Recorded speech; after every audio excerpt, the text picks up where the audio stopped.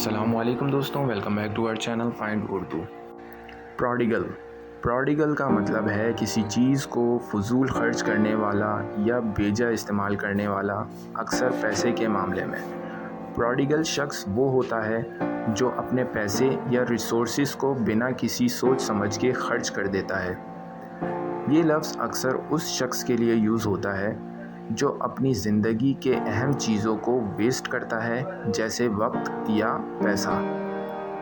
جیسے اس نے اپنی پوری جائیداد کو ایک پروڈیگل لائف اسٹائل میں خرچ کر دیا اور اب وہ لاچار ہے۔